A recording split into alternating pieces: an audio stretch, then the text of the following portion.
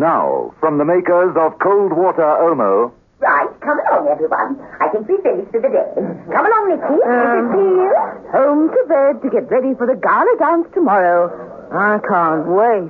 Goodbye, everyone. Don't forget your next lesson. Good night. Thank you very much. Goodbye, Mr. Steed. You're going to be our star pupil. You'll be here tomorrow, on time. Oh, you couldn't keep me away. Night. Good night. Ivor, did all go well? Easy. No trouble at all. Bernard is as dead as a doornail. Good. The boss will be pleased. I'll tell him myself. You could also tell him about John Steed. What about him? He will be our next victim.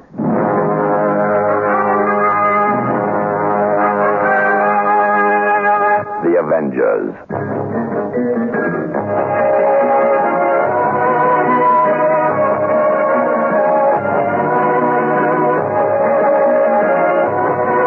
John Steed and Emma Peel, The Avengers.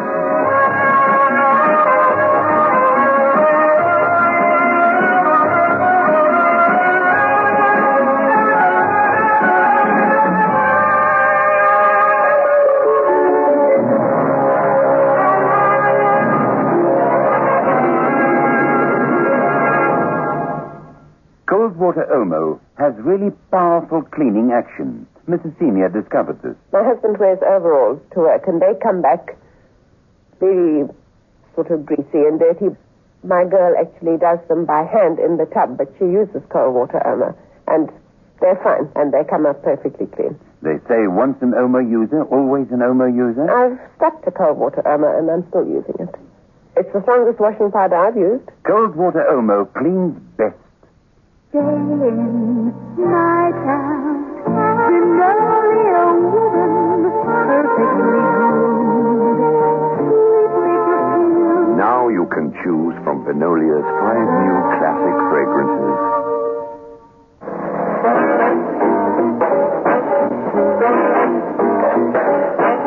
Episode 6, the final episode of this story, in which John Steed and Emma Peel go into their dance and solve all the problems caused by the quick, slow death. John Steed and Emma Peel were now quite convinced that the dance salon, Terpsichorean Training Techniques, was a cover-up organization. They knew there was at least one imposter as a client, and they were sure there was a direct link between the activities of the dancing school and several mysterious and gruesome murders. There was a gala night planned, and Mrs. Peel got to the studios early. Not because she wanted to practice. Oh, no. She wanted to snoop. In a corridor flanking the main ballroom, it was clear that someone was rehearsing. That someone was Lucille Banks, who ran the place. Right, now just let's try it again. Mrs. Peel followed the voice down the corridor. There was a small fanlight. From beyond came the sound of a dancing lesson. I've just got to risk it. That packing case. Mrs. Peel climbed onto the packing case and looked through the fanlight. To her amazement, Lucille was dancing with a tailor's dummy and talking to someone in the shadows. You see, it's got to be absolutely smooth to glide into it. No hesitation. 1 and 2 and 1 and 2. Mrs. Peel, to her amazement, saw the dummy had the card number 9 on its back. Lucille steered it cunningly towards a big arched display piece at the end of the room. Be ready now. 1, 2, 3, and 1, 2, 3. Close back. Quick and slow. Lucille disappeared behind the display piece and appeared out of the other side. Her partner now was a real man. The dummy had been jettisoned. The man wore identical clothes and had the number 9 on his back. Splendid. Splendid, Boris. Much better. You did that perfectly. You'll be in perfect form for the takeover this evening. Mrs. Peel had seen enough. She jumped down into the corridor and was hastily replacing the packing case in its original position when Chester Reed appeared, all bleary-eyed and slightly incoherent. What? What's she doing out here? I was looking for another door. The usual one into there's locked. Oh, that's all right. It's only the seal. Rehearsing for tonight. It's gala night, you know, tonight. Yes, it's gala night.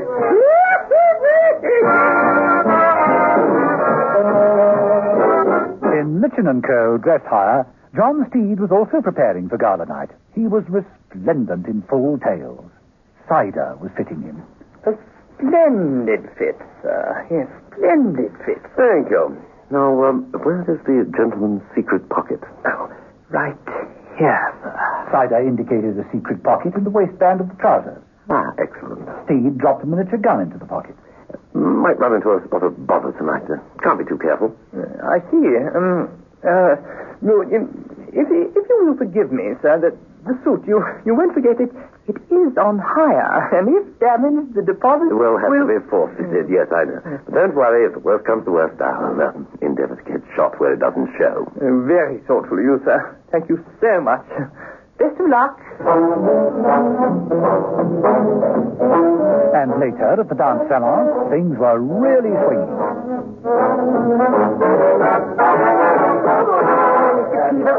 Glad you could make it. Oh, I wouldn't miss one of your little forays for the world, Miss Banks. Oh, thank you. Oh, Mr. Steed, how splendid you look. Good evening, Miss Banks. This is your first experience of one of our little events. Please feel free to move around and enjoy yourself. Steed moved on and managed to get himself alongside both the Canapes and Mrs. Peel. Good steering. Steed, this is bigger than we think. You mean it's bigger than both of us? Miss Peel, I mean, this organization. It's some sort of swap system, a takeover. A takeover of another person, another man's personality. I saw the whole dress rehearsal. Lucille danced around the ballroom, a quick whirl out of sight behind some scenery, and a change of partner. Sort of, Marge. The real purpose of the school is to infiltrate foreign agents into the country. You first select the lonely, anonymous bandit. Who no one's going to miss. Get rid of him and replace him with a highly trained agent. Off with the old, on with the new. Marvelous method.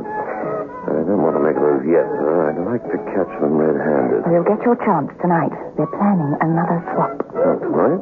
Any idea who it is? I haven't found out yet, but hey, watch it. Here's Lucille. Oh, no, don't, dear Mrs. Peel. Even if you went down on your bended knees and begged, I'm absolutely booked up until dance number 12. Of course, I might be able to fit you in between Sir Roger de Coverley and the Lancers. Oh, the thanks. Mr. Steed, they're all going into the ballroom. If you're ready. Certainly. Don't give up hope, Mrs. Peel. I may have a cancellation. Mrs. Peel hung back as all the guests trooped in. She hid behind a potted palm when Ivor Bracewell approached with the man she'd seen rehearsing with Lucille. You go through there to the back of the studio. He'll be wearing a number 9 on his back like you. I understand. I have rehearsed. Good. No sugar, no slip-ups. The boss doesn't like them. Mrs. Peel, sure now that she was right, moved into the ballroom where Lucille was making a speech. I must explain that this is now competition time. Hester Reed has kindly consented to do the judging. It will be on your dancing alone. Steve, I've located the next victim. Who? He'll be wearing number 9. Steve, this is your number. 6. Well, we can eliminate me. Mrs. Peel, I understand you've been chosen to partner me. Ivor Bracewell, how nice. Who would have thought it, Mr. Steve? We are dancing together. Oh, are we? Charmed. Lucille. Allow me to pin the number on you. Lucille moved behind Steve and with 2 pins provided, pinned the number on his back.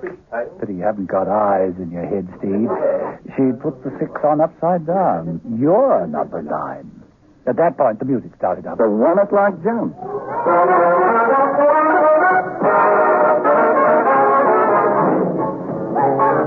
Mrs. Peel took to the floor with the obnoxious Bracewell pressing so tightly against her she could hardly breathe. So concerned was she with her own plight that it wasn't until some while later that she got a glimpse of Steve's back. Sorry. Something wrong? No, nothing at all. Mrs. Peel caught Steve's eye and immediately waved at her partner's back. Steve waved back nonchalantly. Mrs. Peel turned Bracewell round so that Steve could see he was wearing number 6. Steve turned aside. Are you trying to do a reverse double flip, you mad, impetuous man? Mrs. Peel and John Steed contrived to steer their partners nearer to each other. You Steed. You're number 9. The swap. And you are dancing with garlic sausage. Mrs. Peel looked down at Bracewell's wrist. There was the tattoo. At this point, they both thought quickly and thought alike. Mrs. Peel put a hand round Bracewell's shoulders and removed the top pin of his card. The 6 fell down and became a 9. Steed had a bit of difficulty scratching his back, but eventually withdrew the top pin of his card. It fell down and became a 6. They danced towards the display piece at the end of the ballroom. Steed and Lucille sailed in first, and much to Lucille's surprise, out of the other side. Mrs. Peel and Bracewell followed them, and Boris, seeing the number 9 on Bracewell's back, hit him hard with a cosh. Boris grabbed Mrs. Peel and danced out onto the floor, but Mrs. Peel conveniently tripped, got a hold, and threw him back behind the display. Lucille, seeing what had happened, left Steed and rushed forward. Steed grabbed Mrs. Peel and said, "Shall we dance?" and did a quick polka to the nearest exit. Lucille, Peever, and Chester Reed, leaving the dance hall in chaos, rushed after them. They're here somewhere. Take that guy, Peter. Lucille made a bad choice. She crashed into Mrs. Peel. Mrs. Peel grabbed her by arm and leg and swung her round a few times. It's about time you tried the real attache stuff. Lucille Banks took the whole length of the corridor before she came to rest, out cold. Peever was mad enough to tackle Steed. Steed clobbered him with someone's dancing puddle. Well, Mr. Peel, let's the opposition cleared away, I think. I think you'll stay exactly where you are, both of you. Chester Reed, miraculously cured of any signs of drink, was facing them with a snub-nosed revolver in his hand. Chester Reed, the drunken band leader. Not drunken, but I am the leader, the boss. The one who persuaded Willie Fair to use your organization as an escape route, to get his own back on the service that had downgraded him. The man behind it all? That's right. Too bad you stumbled over all this, Mr. Steed. Oh, I don't know. I've enjoyed my lessons here.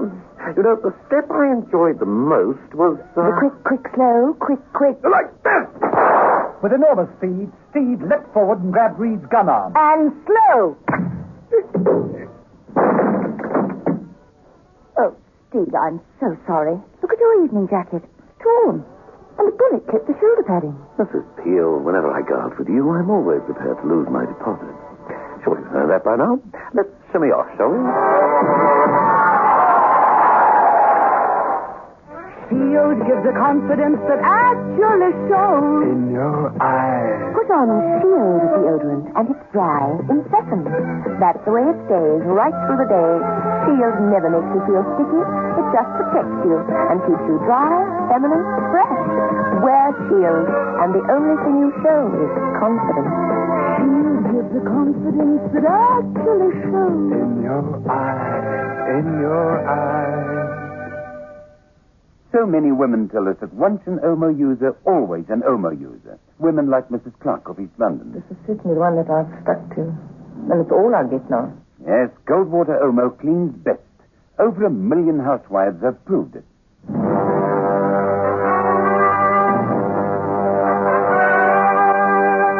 The Avengers.